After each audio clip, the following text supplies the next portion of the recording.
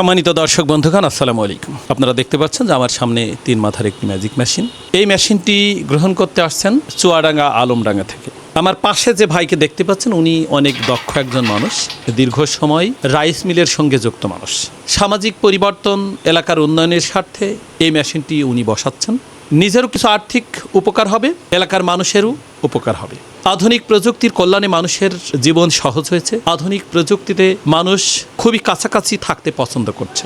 সচেতনতার স্পর্শেই সমাজ পরিবর্তন হয়। আমি এই ভাইদের কাছে জানবো ওনারা কেন আমার কাছে আসছেন, সেই সব বিষয় নিয়ে বিস্তারিত বলবো এবং আপনাদের জানাবো। ভাই আসসালামু আলাইকুম। ওয়ালাইকুম সালাম। আপনি ভালো আছেন? আল্লাহ রহমত।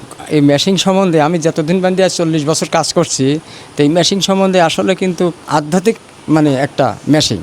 এই মেশিনটা এত সুন্দর একটা শর্টকাটে যে কাজ এত দ্রুত হয়, এই প্রথমেই 40 বছরের ভিতরে আমি দেখছি এই জিনিসটা। এত শর্টকাটে যে এত কাজ দ্রুত, অনুভূতিটা ভালো। আপনার বেশ মোটামুটি খারাপ না, সব দিক থেকেই ভালো। আপনি তো আসলেই খুবই সুন্দর। আপনার জন্য অনেক দোয়া রইল। ভাই আসসালামু আলাইকুম। ওয়ালাইকুম সালাম। আপনি ভালো আছেন? জি আলহামদুলিল্লাহ ভালো। ভাই আপনার নাম পরিচয়? আমার নাম শামসুল। এই মেশিন তো নিতে আসছে? জি জি, আমার চাচা পাঠাইছে যে নিয়ে আসো।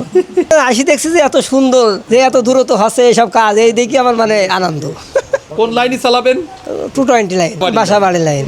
এরকম দেখছি প্র্যাকটিক্যালে। এই মেশিনে মূলত কি কি কাজ করা যায়? ধান, গম, তারপরে আপনার হলুদ, তারপর গরুর খাদ্য সবটা। আমরা ধরুন আগে সার্কুলার করে 1 মাস আগে চাল ঝাড়া লাগবে না, এর বাস্তবে দেখলাম জি না। আমরা তো নাম দিছি ম্যাজিক মেশিন, আপনি কি নাম দিতে যাচ্ছেন? আমার কাছে তো ওইটাই লাগছে, ম্যাজিক মেশিন মতনই। হলুদ নিয়ে আসছি, আলো চাউল নিয়ে আসছি ভিজা, তারপরে ধান নিয়ে আসছি। এই 3টা জিনিসই কিন্তু এই মেশিন আমি তৈরি করলাম। দর্শক বন্ধুগণ, এরকম অসংখ্য মানুষ আমার কাছে আসেন, অনেক ভালোবাসা নিয়ে আসেন। এই সব মানুষগণ আমার একেবারেই অপরিচিত মানুষ, কখনো দেখা হয়নি, কিন্তু আমার কাছে আসবার পর এত অল্প সময়ে কতটা আপন হয়েছে, কতটা নিজের করে নিয়েছে, তা আমি বলে বোঝাতে পারছি না। এইসব মানুষ নিখাত নির্ভেজাল মানুষ।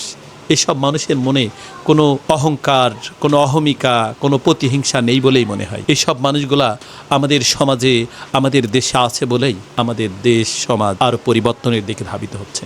এইসব মানুষগুলো ভালো থাকলেই আমরা সুন্দর, সুখী, সমৃদ্ধির বাংলাদেশ সম্মিলিত সবাই গড়ব, এমন প্রত্যাশা রেখেই সবার কাছে দোয়া আছে। আজকের মতো বিদায় নিচ্ছি। আল্লাহ সুবহানাহু ওয়া তাআলা প্রত্যেককেই ভালো রাখুক। সবাই আমাদের জন্য দোয়া রাখবেন। আসসালামু আলাইকুম ওয়া রাহমাতুল্লাহি ওয়া বারাকাতুহু।